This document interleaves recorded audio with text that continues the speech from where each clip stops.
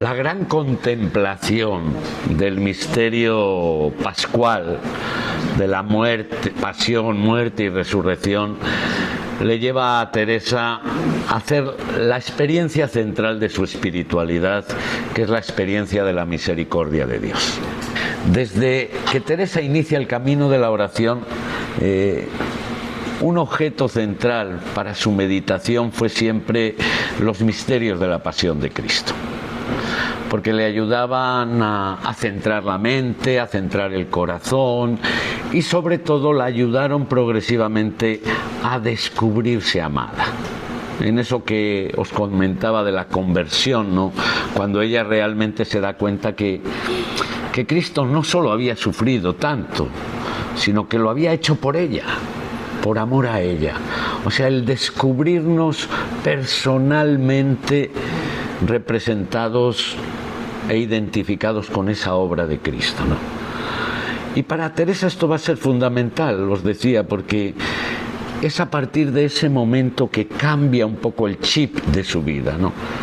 Que se da cuenta que en relación a ese inmenso amor que Cristo le había manifestado muriendo y sufriendo por ella, su manera de vivir tenía que ser la de quien se siente realmente agradecida. Porque cuando yo me descubro verdaderamente amado por alguien, no voy a darle una patada, sino todo lo contrario. Naturalmente mi manera de actuar se corresponderá a ese amor del cual soy consciente. El problema que tenemos los cristianos es que no somos conscientes de todo el amor que se nos regala. Para Teresa, el misterio de la pasión de Cristo es un misterio vivo, no del pasado. Para ella, la pasión y el camino de la cruz están presentes en todo el camino de la vida espiritual. Y eso podemos remitirnos a nuestra propia experiencia. Experiencias de soledad, experiencias de abandono, experiencias que hacemos tantas veces de incomprensión del misterio de Dios, experiencia de que no aceptamos lo que estamos viviendo, experiencias de rebeldía, experiencias de sufrimiento, experiencias de dolor. Es decir, sabemos que, lo queramos o no, el dolor forma parte ineludible de nuestra existencia. Pero no se trata simplemente de reconocer eso, sino de ser capaces de darle un valor y un sentido a todo eso. Porque lo peor del dolor o lo peor del sufrimiento es que normalmente suele ir asociado a una reacción psicológica y emocional de rechazo, de no sentido, de no valor.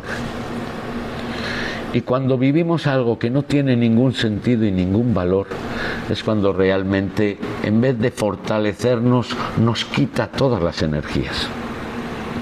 Y esto lo vivimos en la vida cotidiana. Pues cuando nos sacrificamos por amor a alguien, a un hijo, a un padre, a una madre, a una misión, a una tarea, ese sacrificio prácticamente no nos cuesta. Aunque lo sintamos, no nos cuesta. Lo llevamos adelante y lo integramos como parte de un camino, porque tiene un valor, tiene un sentido. Pero cuando el misterio pascual, no olvidemos, el misterio pascual es cruz y resurrección, no solo cruz. Es capaz de dar sentido y valor al sufrimiento. ¿Por qué? Porque el misterio pascual nos hace ver que el sufrimiento no es el final, que la muerte no es el final, que son realidades pasajeras, temporales, y que lo único que hay eterno es la resurrección. Y esas son las primicias del misterio pascual que se nos han regalado en Cristo, ¿no? Al mismo tiempo, para Teresa, la pasión de Cristo es un paradigma de la vida humana, en el sentido de que todo nuestro caminar, en cierto modo, es un morir y un renacer. Y como el proyecto de vida Teresa lo expresa muy bien en las Quintas Moradas, con la imagen del gusano de seda, ¿no? Es decir, tenemos que morir al gusano, es decir, a nuestro ego, a nuestra autosuficiencia, para que pueda nacer la mariposa que llevamos dentro, ¿no? Y por lo tanto, no es un proyecto de destrucción, sino de transformación. El sufrimiento, podríamos decir, o la muerte, desde una perspectiva simplemente humana, materialista, es destrucción. En la perspectiva cristiana es transformación. Pero siempre, como digo, ligado a la conversión, ¿no? También para Teresa el sufrimiento fue un elemento pedagógico muy importante en su vida. ¿Por qué? Porque el sufrimiento le ayudó a ir descubriendo el verdadero valor de la existencia y a descubrir la presencia radiante de Dios en su vida. Cuando se encerraba en su sufrimiento y no era capaz de mirar más allá, el sufrimiento la anulaba en su capacidad de entregarse y de hacer cosas. Pero cuando comienza a ver su sufrimiento y sus limitaciones, sus debilidades y sus enfermedades en otra clave, no le impiden salir a fundar conventos. Aunque tuviera fiebres cada 2 días, aunque tuviera vómitos constantes, aunque tuviera dolores de cabeza y de espalda insoportables, aunque estuviera con un cáncer de útero, se iba en carreta a fundar y sacaba las energías. ¿Eso por qué? No porque no le doliera, no porque no sufriera. Que ella en sus cartas continuamente está hablando de todos los males que tiene, sino porque dentro de ella encontraba una energía más fuerte que ella, que la hacía sobreponerse a sus propias limitaciones. Y lo escribe con una frase muy hermosa ella en el libro de las fundaciones, que me maravillo del poder de Dios, que es capaz de dar a una hormiga una fuerza increíble. Y estamos hablando de una mujer, claro, Teresa cuando empieza a fundar prácticamente tiene 52 años. Hoy en día eso no es nada, pero en el siglo XVI eso eran como 80 y tantos años hoy en día. No.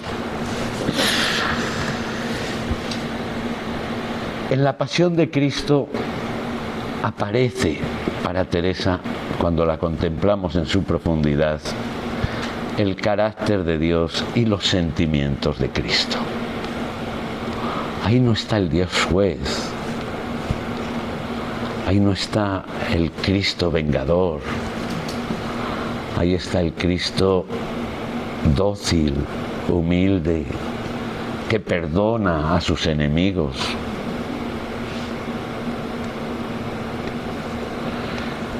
Y no los perdona antes ni después, sino durante.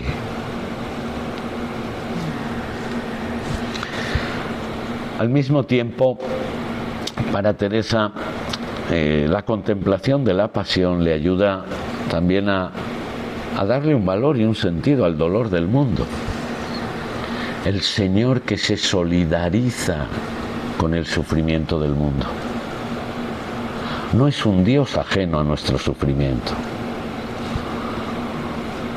No es un Dios que se desentiende del sufrimiento humano, sino un Dios que camina con el sufrimiento humano, ¿no? Y al final, para Teresa, la pasión de Cristo representa, ¿no?, a ese Cristo que es el símbolo de la vida humana. La vida humana es caduca, lo sabemos, aunque nos cueste aceptarlo. La muerte forma parte de la vida. El deterioro, el desgaste, forma parte ineludible de la naturaleza humana. Y Dios se ha solidarizado con eso. pero no para la muerte, sino para la vida. Lo cual adquiere también un dinamismo y un sentido profundamente humanizador. Porque en esa perspectiva, todo lo que forma parte de la vida humana no es para la destrucción, sino para el renacimiento, ¿no? Para la resurrección, ¿no? Bueno, ahí podríamos decir muchas más cosas, ¿no? Luego está el tema de la resurrección, ¿no? Ya os he dicho antes, ¿no?, cómo Teresa en su experiencia de Jesús siempre es el encuentro con el resucitado. Aún en las referencias al Cristo crucificado, siempre es el resucitado, ¿no? Y por eso la resurrección junto con la pasión ponen de manifiesto el enigma de la propia existencia, ¿no? Cuando le abrimos espacio a Dios en medio del acontecer de nuestra existencia, permitimos que Dios siga muriendo y resucitando en nosotros. Que Dios siga plenificando y llenando de valor y de sentido absolutamente todo en la vida del ser humano, ¿no? Y descubriendo en la fe y desde la fe su sentido y su valor, ¿no? También otro hecho evidente es para Teresa como la resurrección no es un hecho del futuro o del pasado, sino una realidad del presente. Cristo sigue resucitando en mí, sigue incorporándonos a todos y cada uno de nosotros a su resurrección.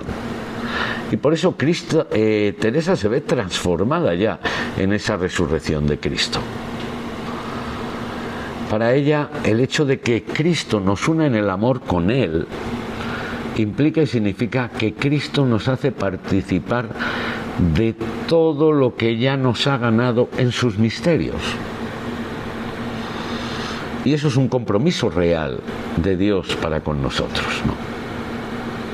Es decir, no es un futurible o si soy bueno igual me salvo. No, ya soy salvado.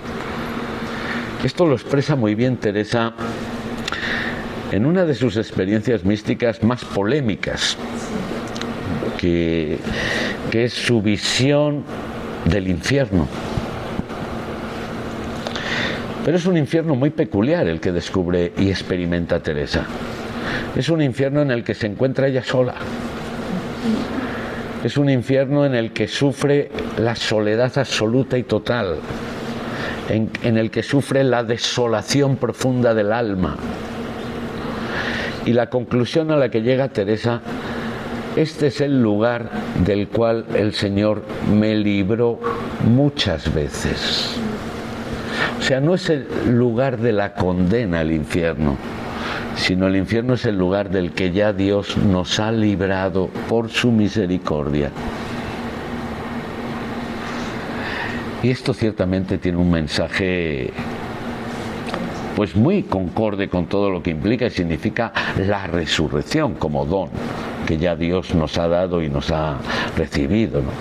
La experiencia del infierno de Teresa es cómo sería el mundo o cómo sería el fin de mi existencia si este Dios no hubiera muerto y resucitado. Pero como Él ha muerto y ha resucitado, lo que yo he experimentado no es el infierno al que voy a ir, sino del que ya he sido salvado. Y eso le ayuda a Teresa a descubrir todavía más profundamente hasta dónde llega ese amor de Dios por nosotros, que no ha esperado a que nosotros hagamos méritos para salvarnos, sino que nos ha salvado antes de hacer méritos.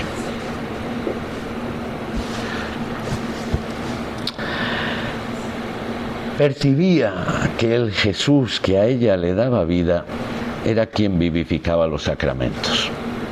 Esto es algo muy hermoso también en Teresa. Muchas de las grandes experiencias cristológicas que ella hace generalmente son en el momento de la comunión. Y en esa oración, en ese quedarse en silencio, a solas con el Señor, con quien ha comulgado, se hacía más consciente en su mente y en su corazón esa presencia sanadora y salvadora de Jesús. Y percibía vivo en ella, entrando en ella a través del pan, a ese Cristo resucitado, que entrando en ella la resucitaba ella también.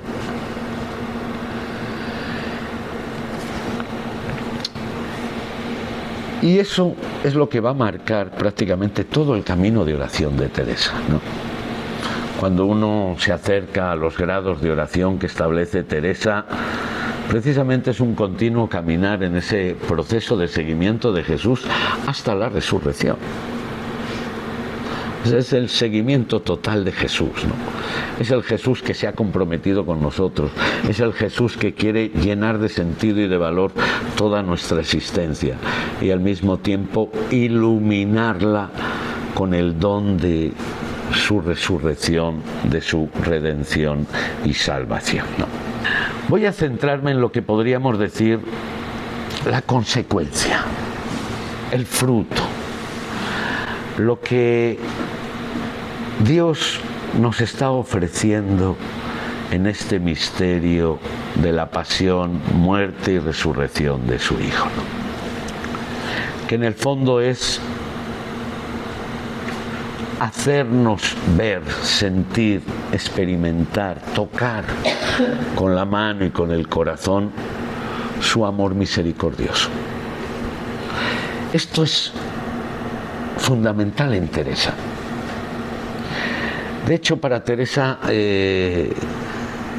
ella percibe su vida después de su conversión como un cantar las misericordias de Dios. Y es lo que quiere realmente proclamar ella, que el rostro de Dios que se ha manifestado en Jesucristo, muerto y resucitado, es el rostro de un Dios que nos ama locamente. De tal manera que, muy brevemente, pero tratando de entender todo lo que percibe Teresa, ¿no?, en este Dios revelado en la cruz de Cristo, ¿no?, cómo llena de sentido y de valor toda su historia personal, ¿no? Cómo esto ciertamente va a ser un descubrimiento progresivo, no es que Teresa se le iluminó una noche la mente y ya, no. Se pasó bastantes años, ¿no? Mínimo 20 años hasta que llegó a darse cuenta de esto. Pero cómo todo ello tuvo en ella toda una serie de implicaciones existenciales. Cómo el amor de Dios no solo es real, sino es un amor capaz de transformar la propia vida, llenándola de valor, llenándola de gozo, de paz, de alegría, ¿no? Y cómo eso le ayuda a Teresa a percibir el modo de ser de Dios, del Dios providente, ¿no? Esa palabra que es un poco compleja y complicada, ¿no?, y que muchas veces no sabemos cómo usarla, ¿no? Hay la providencia de Dios, pero ¿qué es la providencia de Dios? Que me vayan las cosas bien, que me vayan las cosas mal, eso es providencia. Que me pase esto, que me pase lo otro, eso es providencia. ¿Qué es la providencia? O sea, alguien que está pendiente de ti, que sería el verdadero sentido y el verdadero significado. No es alguien que te pone cosas buenas o malas, no, sino alguien que está pendiente de ti en medio de todas las circunstancias que te toca vivir. Y vamos a ver dónde descubre específicamente Teresa esa realidad profunda del amor de Dios, ¿no? Como digo, y como veíamos antes, ¿no?, la historia de Teresa es una historia cristológica, cristocéntrica, os decía antes, ¿no? Como ese descubrir a Cristo en el proceso de su vida va a ir transformándola, ¿no? Pero es lo mismo que le va a pasar en relación con Dios. En el encuentro con Cristo va a ir descubriendo verdaderamente a Dios. Teresa no tenía mucha familiaridad con Dios al inicio, con el Dios que llamamos a nosotros Padre. Le costaba mucho, le llamaba su majestad, así un poco. Y luego, como no percibía con gran claridad la paternidad de Dios, se encontró con San José, que hacía de padre, ¿no? Hasta que progresivamente descubre que el rostro del Padre es otra cosa, ¿no? Es decir, es un camino que le lleva a Teresa, como os decía antes en relación con Cristo, a descubrirse salvada, a descubrir que su vida es el espacio donde Dios se ha manifestado y revelado. Aunque, como ella dice, fijaos que yo soy tan ruin y tan miserable y Dios ha hecho esto conmigo, ¿qué no hará con cada uno de ustedes? O sea, Teresa no se presenta como una santa. Teresa tiene una conciencia de mujer infiel, pecadora, ruin, miserable. Todos esos calificativos se los echa para sí misma. No porque tuviera una baja estima de sí, no, sino porque era muy consciente de que ella había estado muy ciega frente a todo el don que Dios le había estado dando a lo largo de su vida, ¿no?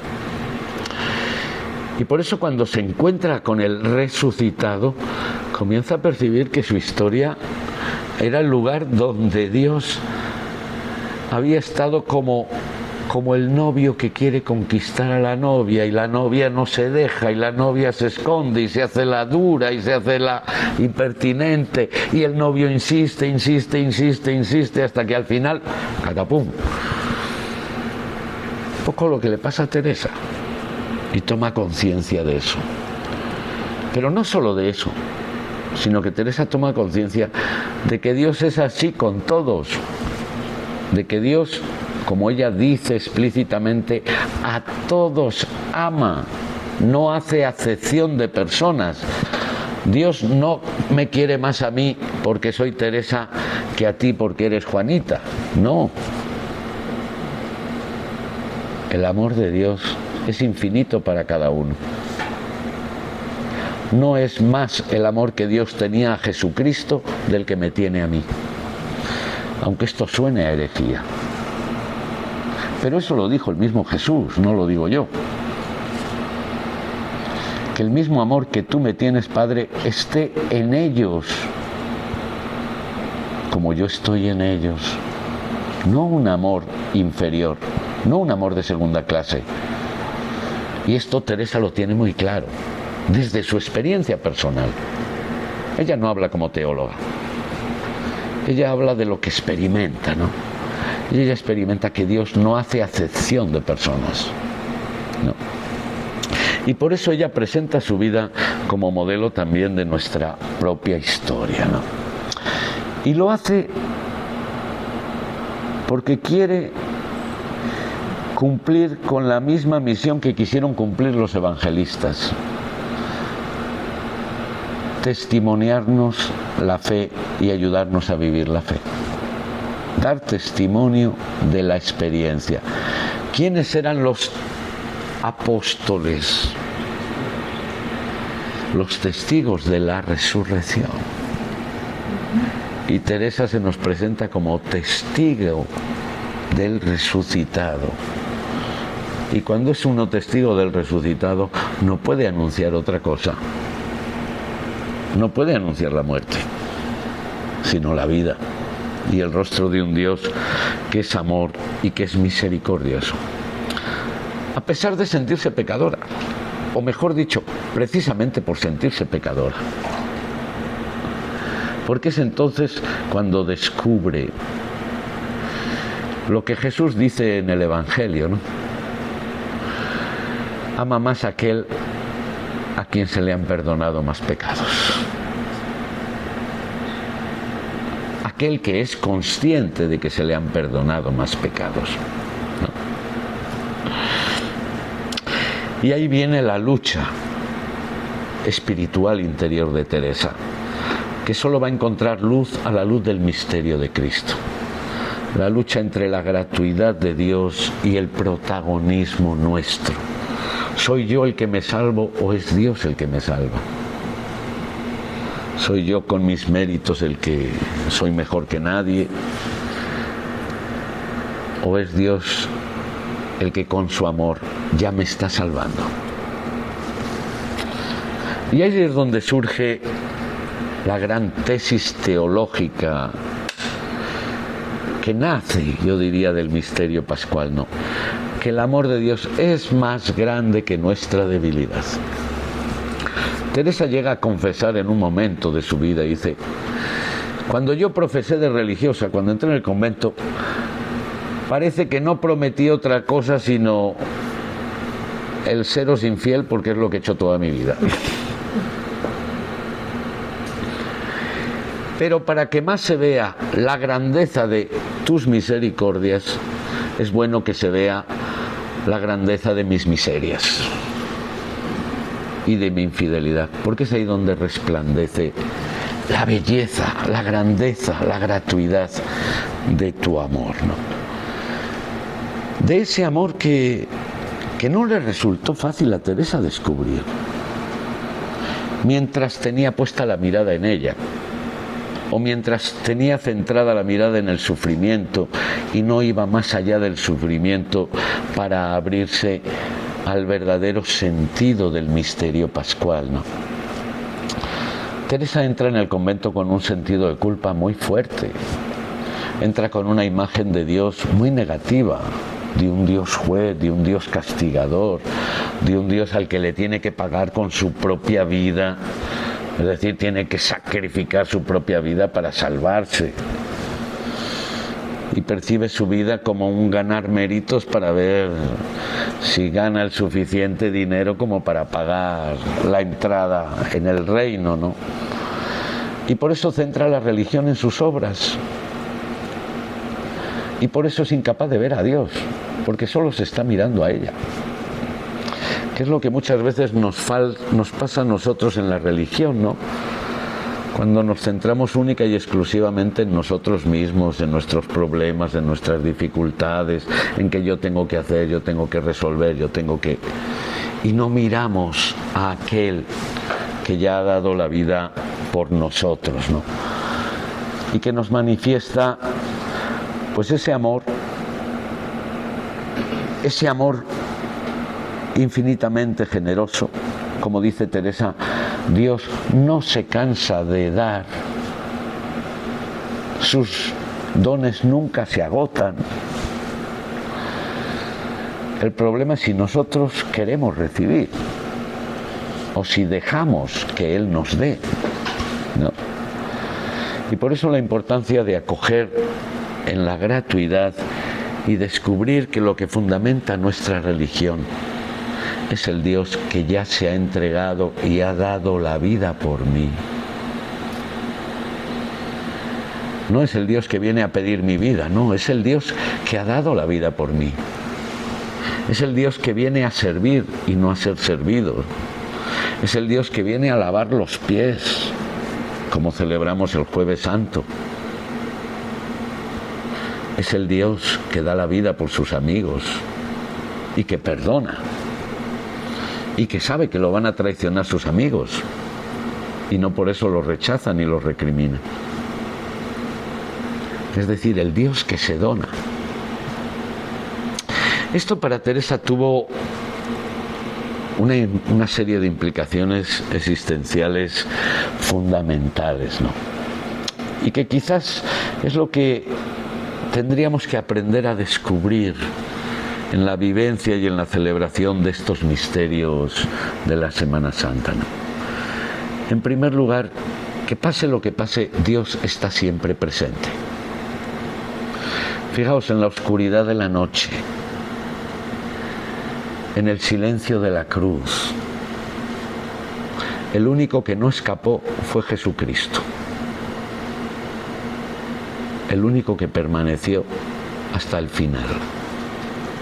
Es decir, Dios. Todos los demás huyeron. Y Teresa lo descubre en su propia vida. Cuando mira al crucificado que le ha amado, que ha dado la vida por ella, es cuando comienza a percibir, anda, pues si en mi infancia, si cuando yo era pequeña, cuando yo era adolescente, cuando yo fui infiel, cuando yo entré, cuando Dios ha estado siempre a mi lado y yo no me había dado ni cuenta. Y por eso el pecado de Teresa es siempre un pecado teologal, no moral. Y para Teresa el pecado teologal es haber estado ciega frente a la presencia de ese amor de Dios en su vida. Y por eso el hacer experiencia de esa presencia la lleva a descubrir algo todavía más profundo, que contradecía a todos los teólogos de su época. Porque donde ella descubría más fuerte ese amor de Dios era precisamente en su pecado, en su infidelidad. Dice, Dios me sigue amando a pesar de que yo le he traicionado y que mañana le voy a volver a traicionar. Y esto para Teresa ciertamente la sorprende, la transforma, la lleva a percibir esa gratuidad del amor de Dios, que no depende el amor de Dios de que yo sea bueno, sino que depende de que Él es bueno, de que Él es misericordioso, no en virtud de que nosotros le pagamos, sino en virtud de que Él es bueno. Y nada más. Como una madre ama a su hijo, ¿por qué su hijo? No porque es el más guapo, ni el más listo, ni el más rico, porque nace sin nada. Pero la dinámica que Teresa comienza a descubrir, que es la pedagogía de Dios. O podríamos decir, es la pedagogía de la cruz. Del Dios que se entrega totalmente, no escapa, no huye de la maldad humana. Y en esa maldad se deja crucificar perdonando. Es decir, iluminando la maldad humana. El Dios que no se escapa del pecador. El Dios que ha venido por los enfermos y por los pecadores, no por los sanos y los justos. La pedagogía de Dios, el modo de ser de Dios, el modo de actuar de Dios, pero que para Teresa no es solo su experiencia personal. Dice, no, esto no, yo no soy ninguna privilegiada. Dios es así con todos. Y es que no puede ser de otra manera. Esto es reconocer a Dios en su majestad, en el don, en lo que implica el misterio de la cruz de un Dios que se ha entregado por todos, incluso por los que le han crucificado.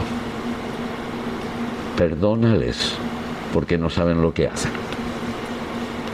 Por todos. Y claro, dice Teresa, cuando uno comienza a percibir que ese amor es gratuito, que es permanente, que es eterno, eso le da a uno seguridad en la vida. ¿Por qué? Porque estamos protegidos siempre, constantemente, continuamente, por ese amor que es mucho mayor y más grande que nosotros o que nuestras obras, ¿no? Y es desde ahí que surge verdaderamente el sentido que le da Teresa a lo que es la providencia de Dios. La providencia es que Dios nos ama siempre, constantemente y gratuitamente. Ese es el Dios providente. ¿Por qué? Porque el que te ama siempre, constantemente y gratuitamente, está siempre a tu lado, está siempre pendiente de ti, está siempre preocupado de ti, más de lo que tú puedas estar preocupado de ti. Eso no quiere decir que te vaya a resolver los problemas. Eso quiere decir que hay alguien que nunca te va a dejar solo, ¿no? Y que para Teresa es la verdadera lección teológica del misterio de la cruz. Claro, esto cambia nuestras categorías humanas, ¿no? ¿Qué es lo que hace Jesucristo siempre con sus discípulos? Tratar de cambiarles las categorías, ¿no? Cuando hablan de categorías de poder, Jesús, ¿qué dice? No, el que quiera ser primero, que sea el último. El que quiera ser el más grande, que sea el servidor de todos. Yo no he venido para que me sirvan, sino para servir. Fijaos, la omnipotencia de Dios no consiste en un poder de superioridad, sino en un poder de servicio, de cercanía y de acercamiento. ¿Qué es lo que emerge con fuerza en el misterio de la cruz? Fijaos, la cruz es la mayor crítica al triunfalismo de las religiones, incluso del cristianismo. Para el cristiano sigue siendo la cruz un escándalo. ¿Por qué? Porque Jesucristo no plantea la religión en plan o en clave triunfalista. Eso lo hemos hecho después nosotros, ya con el emperador Constantino, cuando el catolicismo se convierte en la religión del imperio, entonces surgen los cristos pantócratos, no triunfantes. Pero el triunfo de Dios acontece en la cruz, es decir, en el silencio, en el abandono, en el rechazo, en el fracaso, en la pobreza. Y ahí es donde emerge la gran omnipotencia de Dios. Porque allí donde todo está perdido es donde Él realmente hace emerger la auténtica vida y la auténtica resurrección. Por eso Pablo decía que la cruz es un escándalo para los griegos, una necedad para los judíos. La omnipotencia de Dios es que de la nada es capaz de crearlo todo. Es capaz de recrear vida de la muerte, es capaz de recrear el amor en medio del odio, es capaz de dar sentido al fracaso y de salvar a la humanidad en el fracaso de Dios. La cruz es el fracaso de Jesucristo. Visto desde una perspectiva humana, la cruz es el radical fracaso desde el punto de vista humano de la tarea de Jesucristo. Un hombre que viene a hacer el bien, que viene a anunciar la buena noticia, que hace milagros. Lo matan como a un criminal. Eso es un fracaso desde el punto de vista humano. Y sin embargo Dios ha convertido el fracaso en el triunfo. Ahí es donde Él ha salvado a toda la humanidad, ¿no? Que para Teresa significa, y esto ella lo experimenta sobre todo en el camino de sus fundaciones, ¿no? Con todas las dificultades que tuvo, ¿no? Primero que le prometen obispos y grandes señores, que apoyos, que ayudas, y luego a la hora de la verdad la dejan tirada, abandonada, el uno que la traiciona, el otro que no sé qué. Y en medio de todas esas contradicciones comienza a descubrir que Dios donde obra es en el silencio, en lo pobre, en el fracaso. Por eso que la cruz ilumina todas las circunstancias insólitas de nuestra vida, ¿no? Lo que nos resulta tan difícil de aceptar, nuestros fracasos, nuestros rechazos, las frustraciones. Pero Dios ha demostrado en el misterio de la cruz que de aquello Él es capaz de sacar lo más grande. La obra más grande la ha realizado Dios en el fracaso.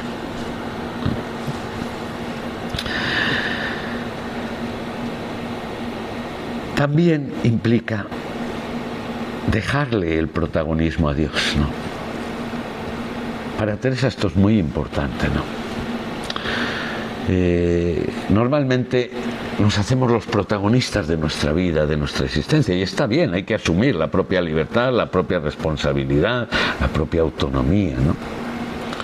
Pero también hay que dejarle el espacio a Dios, en el sentido de que todo lo que somos, todo lo que tenemos, todo lo que recibimos, en el fondo es un don.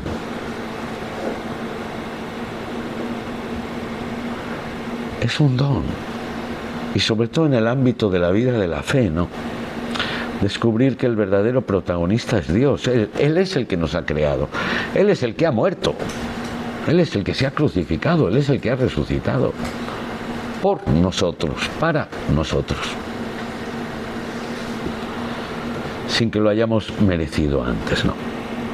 Y otro elemento importante que emerge en medio de todo esto. La providencia no es que Dios nos arregle las cosas, sino que Dios nos hace necesarios. Si Dios hubiera querido simplemente regir un mundo, un universo, hubiera creado unos robots que se lo hubieran hecho todo muy perfecto y muy bien, y no le hubieran dado problemas. Pero Dios creó al hombre, al ser humano, y ha querido necesitarnos. Y en ese querer necesitarnos ha demostrado lo importante que somos para Él, para Teresa. Y Teresa lo descubre precisamente en el proceso también de las fundaciones. Es que yo no valgo para nada, yo soy una hormiga, yo tengo muchas enfermedades, muchas limitaciones, me ponen problemas por todas partes. Y sin embargo, Dios me necesita. Es decir, Dios me da la autoestima y el valor conforme al amor que Él me tiene. No soy una marioneta, no soy indiferente para Dios, no soy prescindible para Dios. Para el mundo sí, somos prescindibles, porque todos nos morimos, todos vamos a cambiar de oficio, de lugar, pero para Dios no. Para Dios todos somos imprescindibles. Y eso emerge en el valor que Él da a la vida humana, ofreciéndose Él mismo para salvar al ser humano. Y esto para Teresa es lo que realmente pone de manifiesto ese amor gratuito y providente de Dios, que nos provee de valor y de sentido a nuestra vida, que aun en medio de nuestros fracasos, de nuestros lados oscuros, de nuestros pecados, de nuestra debilidad y de nuestra pobreza, somos necesarios y valiosos para Dios. Esta experiencia para mí de Teresa es profundamente iluminadora, ¿no? Cuando uno va analizando sobre todo el proceso de sus fundaciones, sus luchas, sus peleas con ella misma, con Dios, con gentes, con unos, con otros, con obispos, cardenales, Inquisición, bueno, con sus enfermedades, sus limitaciones. Y que en medio de todo eso emerja esa experiencia de un Dios que la necesita, aunque sea una vieja inútil, diríamos, como ella se sentía.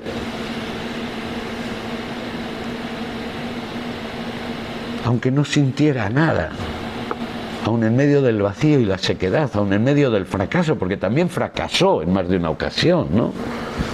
En sus intentos de fundar, que luego le dieron la patada, ¿no?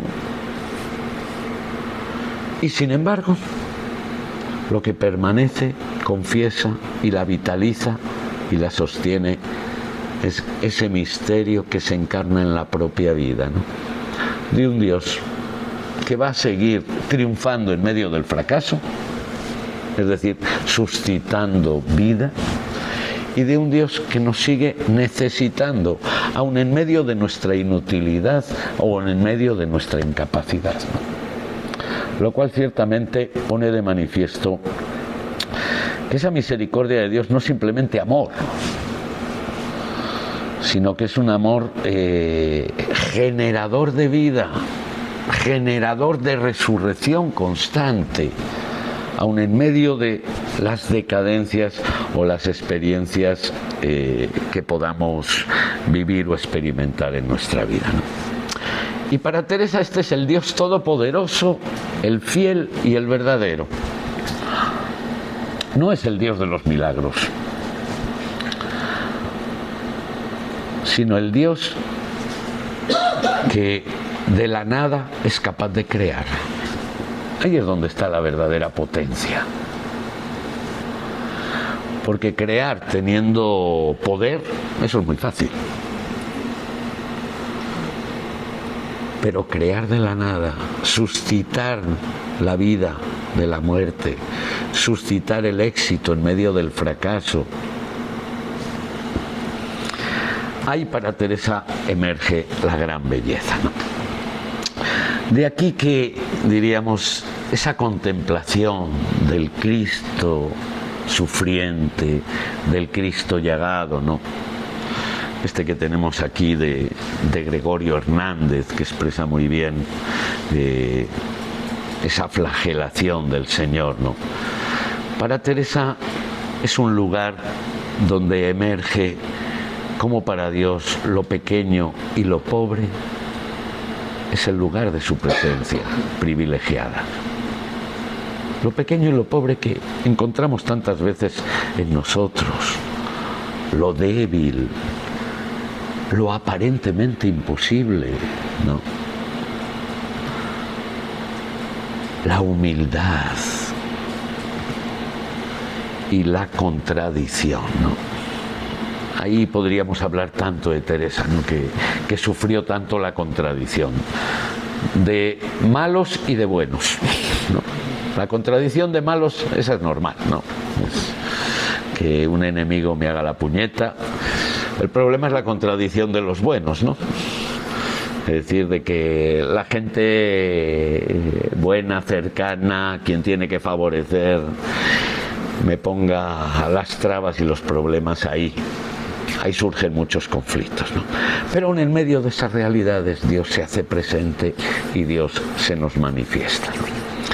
Es decir, el misterio pascual no es recordar lo que Cristo pasó hace 2000 años, sino que lo que Cristo pasó es,